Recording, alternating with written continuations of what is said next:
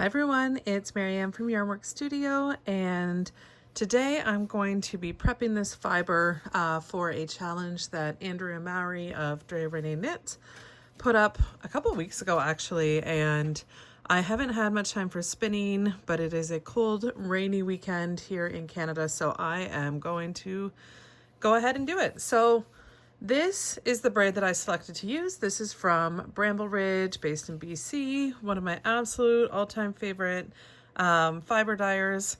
And this is Mushroom Hunt. And if anyone was there when Mushroom Hunt got created and dropped during, I want to say Tour de Fleece, not last year, but the year before, everyone just lost their minds over it, at least in our little Tour de Fleece group. And it's one of those colors where I see it and I know immediately it's Mushroom Hunt, whether it's spun or raw fiber. This one is untreated BFL, and we're going to be making a pair of socks. So the way that this challenge works is we do fiber prep for 2 different 3-ply spins using the same braid. So we're going to split it in half, and then we're going to prep those 2 halves differently to do 2 different 3-plies, and then make striped socks that stripe alternating those 2 skeins we create. So don't worry, I'll talk you through it as well. She put this up in her newsletter, and then she has a Ravelry forum if you use Ravelry for it, that I will try to remember to link below. But right now I'm going to do the prep, and then hopefully I'm going to spin either in a separate video. I'll show the finished spin, or I might get fancy and do it all together. So this is a 100-gram braid. I'm going to go ahead and open it up. I love this part so much. This one's probably quite compact, so I probably will let it sort of be out and breathe for a little bit before I actually start spinning it. I might spin it tomorrow. Got a little tangle here. But this is great because it's, using fiber from my stash, which I definitely need to be using. And it only uses a single braid to make a single pair of socks, and they're toe-up socks, so that's really nice because I might do 2 at a time, and then I can use every inch of this fiber. Okay, so the first thing we want to do is we want to split it vertically in half. So usually when I do that, I kind of open it up a little bit. And again, it's not an exact science. There are probably ways to have it be an exact science. But I'm just going to eyeball it, split it, and every so often I'm just going to check in with myself to make sure that both ends still look, or both sides still look relatively the same width. But this is the starting point. So the idea with this challenge is just a fun little thing based on some spinning she's been doing. I listen to her, or I watch her weekly sort of podcast on YouTube every week. I just love seeing stuff that she's made, what she's working on, seeing some spinning, and answering questions about knitting and spinning and all sorts of stuff. It's the right amount for me to feel inspired, enjoy some easy listening, usually on a Saturday morning, and I love it. So she kind of brought this up and had this idea, and I jumped on it. You can see right now I've kind of got these 2 sections are kind of crisscross, so I'm just gonna break this off, and I'm gonna correct it. There we go. This is probably going to look chaotic, and that's okay. It's funny because a braid usually looks kind of small to me. Then you open it up and you start pulling it apart and you realize just how long it is. Okay, so there we are, we're at the end. I love the teals and the golds in this. This is the buttery yellow and little flecks of peach. I don't know why I love peach so much. I can't wear it. Like, look at it with my skin. But I just love it. Okay, so the first half, what we're going to do is I'm just going to spin it end to end. I'm not going to split it any further. I'm going to spin it end to end and chain ply it, which means we'll be really keeping these stripes intact. So when you chain ply, you turn the one strand you do, which will have longer stripes. Like each of these colors will become a stripe, and you chain it on, or you ply it onto itself in a way that creates a 3-ply yarn, but sort of keeps the colors. So think of more like a self-striping yarn rather than a color changing or variegated yarn. So all I'm going to do is just put this one up into its own little nest. There we go. All right, so I'll just start from one end and go to the other and chain ply it to keep the stripes really intact. And I don't have a good example of a chain plied yarn here that shows the colors, but we'll get to that. And then for the other one, so what she was suggesting was prep this more like a traditional 3-ply, and then try to make it into either just a traditional 3-ply or a fractal. So if you don't know what a fractal is where you might put this into thirds, but 1/3 you keep intact as is, and then the next third you do thinner, and then the next one you break into like even more chunks.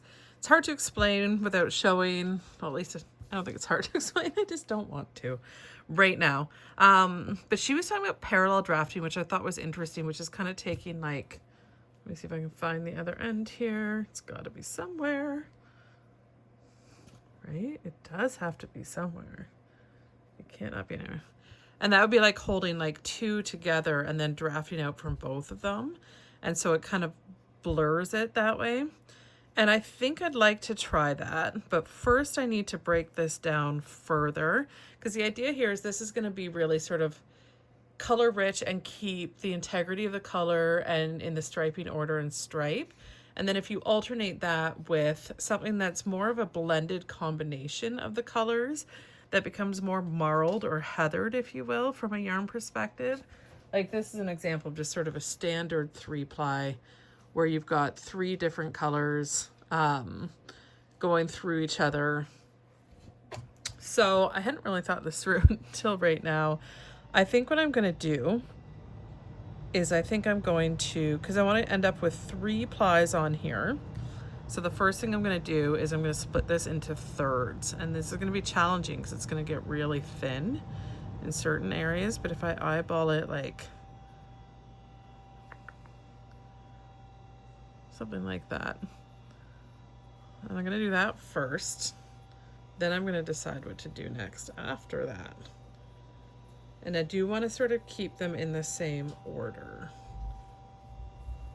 as far as like which side I'm starting with and ending with, to see if I want to mix it up. But the idea again is to try to make this one a lot more marled together. That kind of stopped there. Oh, but it picks up here. Okay.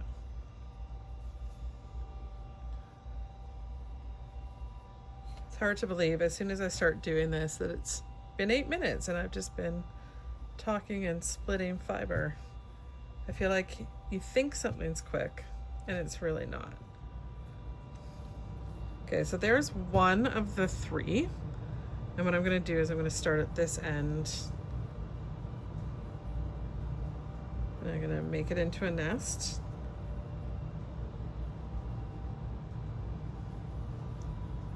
This should be much smaller nest than this, because remember, this is going to be, we're doing this one into thirds, and then we're going to decide what we're actually going to do with those thirds. So now I've got this. This is 1, and then this is going to become the other 2. Hopefully roughly around the same amount of fiber wise.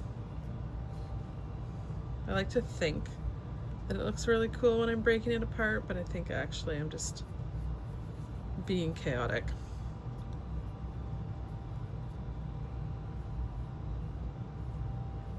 And then once you finish, you can always weigh to see how well you kind of divided it, if you want to get really technical on it. But to me, even if they're equal weights, I'm probably going to do different different amounts of thick and thin when I spin, even though I'm pretty consistent and never perfect. So equal weights doesn't mean exactly equal lengths of yarn for plying, so I don't worry too much about it. which if you know me, that's kind of funny because I am a worrier and a controller. Okay, there we go. So I want to put these in to their little nests, and then I'll decide if I'm going to do more of a fractal approach, or am I going to do more of a parallel drafting, and if so, how I'm going to do that. I don't really know.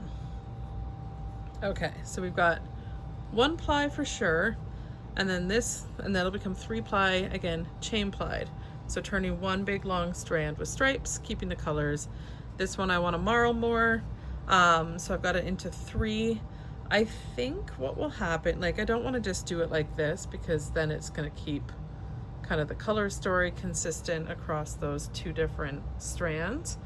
I really do want to make sure I mix them up. So I'm actually wondering about splitting each of these in half again, parallel drafting them to get it like really marled. Or doing 1 this way, 1 reverse, and then 1 more parallel. These are things I should have considered before I started the video. But yeah, I think my plan is going to be to split them all and parallel draft them all. So let's do just 1 in this video. So again, taking this, this is 1/3 of 1/2. Remember, this is half. This is the other half. This is 1/3 of 1/2. And now I'm going to break this one in half again. And then what I'll do with this is, I've never done parallel drafting, but I will parallel draft this when I spin.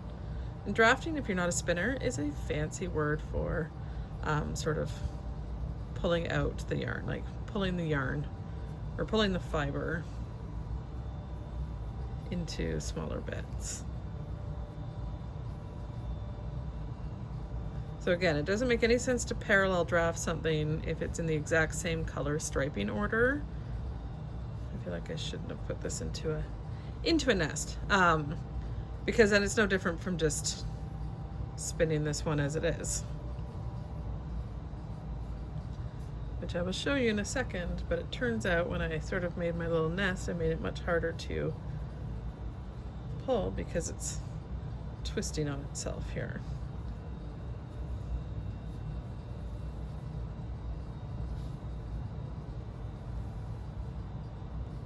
Let's see.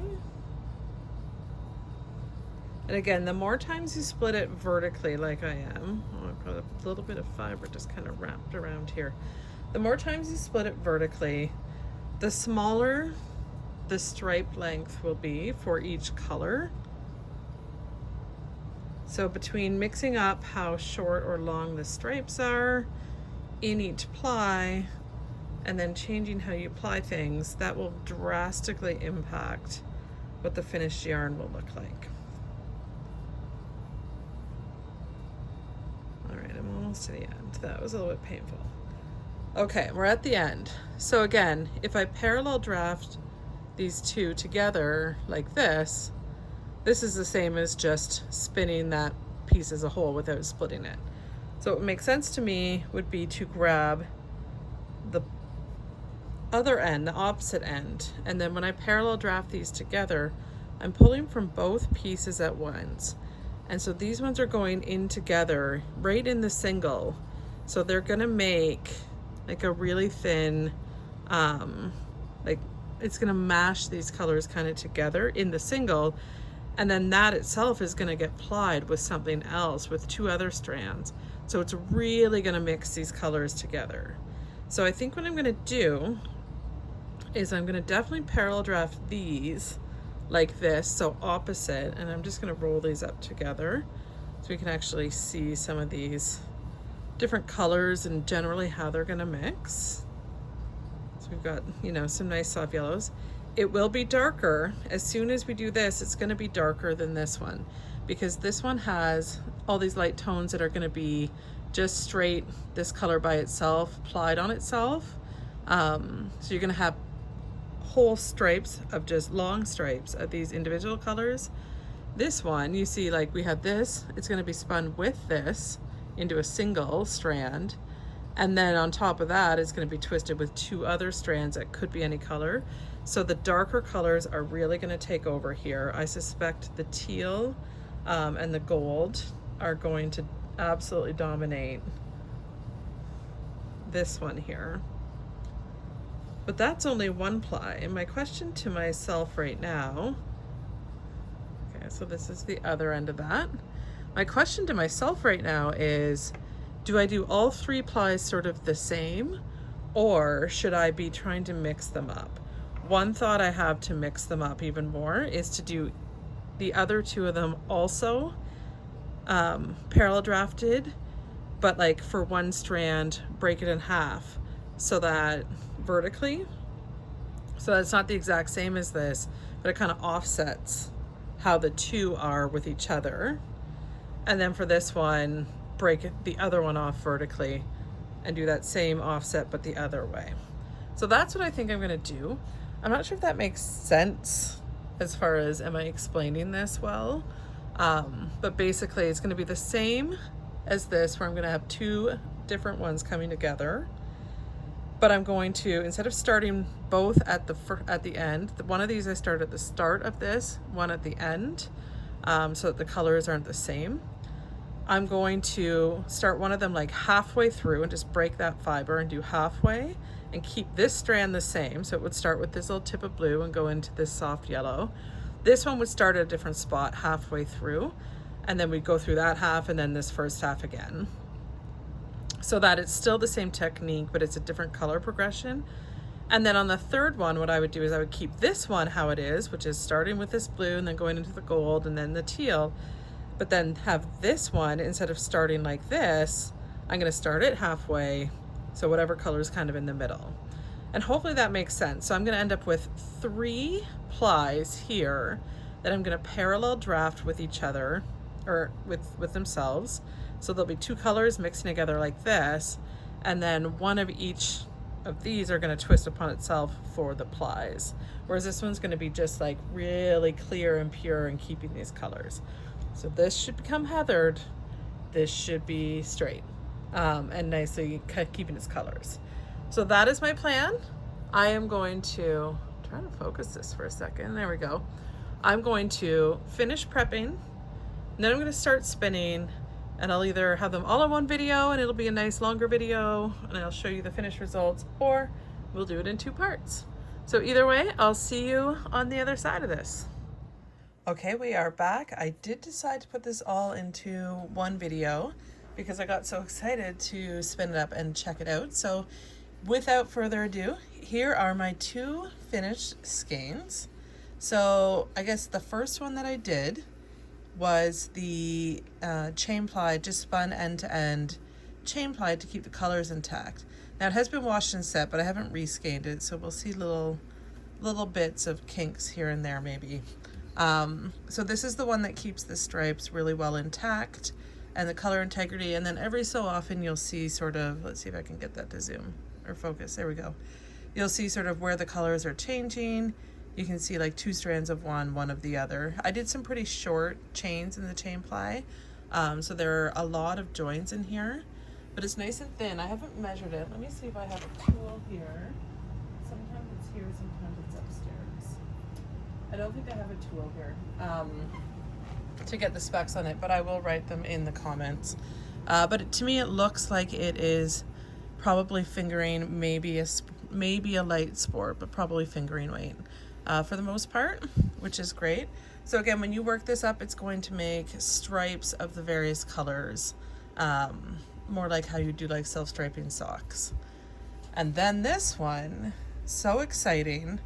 So this one is the parallel draft. I was gonna say if you remember, but this is all gonna be in the same video, so you probably do remember. This is where I held 2 really thin strands of the same colors together at different points, and then parallel drafted them so every ply has multiple colors in it at the same time.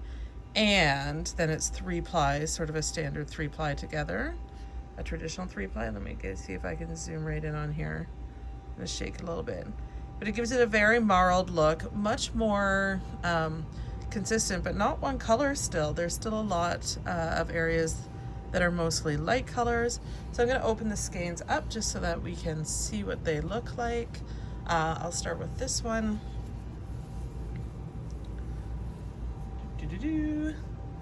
So you can see as we lay it out, again, I need to reskein it. It's got some kinks in it, but generally this is what it looks like. We can see the stripes are very long, which is going to be great. The idea of this challenge was to then knit up a pair of socks where you alternate between this skein and this skein.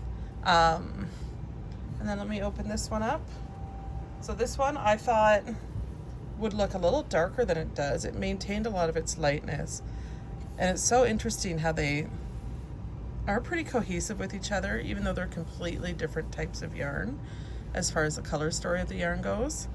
So yeah, this one, it does have some lighter areas and some darker areas, but generally it's going to be much less variegated and striping than this one. So that is that. It's very obvious that I have two very different sized skeins here. I'm just going to kind of put them up in a nice little, whatever we would call this. I got, what did I get? Oh, I don't know which is which, but one of them is bigger than the other. One of them has 53 rotations. I should have done the math before I did this. 53 rotations of 2 meters, because I have an antique yarn winder that does a 2 meter rotation. I don't know if those are the right words. So this one's a little bit smaller, and we saw that, I think, when I was ripping it in half. I didn't get exactly in half, but we've got 53 rotations of this. I don't have a calculator near me. I need to keep one down here. And then 66 of this. Overall, it's around 260 yards, so it's not as much yardage as I thought. And I think that this one, when I just kind of eyeball it, I'm pretty sure that this is closer to a DK weight. And this one's probably a fingering or sport. But that's okay. I just need to decide if I'm going to do one of Andrea Mowry's patterns. This one in this challenge is calling for the DRK Everyday Socks, which is a 2x2 rib sock. I've made it several times. Or her Bear Paws socks, which is a DK weight version of pretty much the same thing, if I remember correctly. Or if I just do some vanilla socks and just make it work. But the idea is to alternate between them to do some striping so that you can sort of really see as an experiment the difference of the types of spinning and the impact that it has on the final yarn.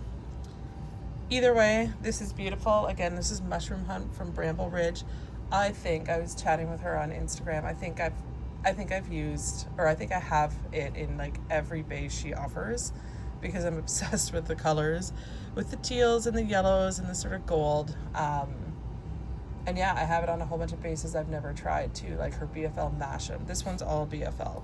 So I'm excited. I'm gonna make these into some socks at some point, and you'll probably see those. Best way to see those would be on my Insta, because I put up a lot of stories and stuff. I don't do a ton of finished object posts, but let me know in the comments if you want me to start doing that more. And you'll be able to see them on Rav, because I do put almost all my projects there. Thanks for watching. Let me know if you're doing this challenge too.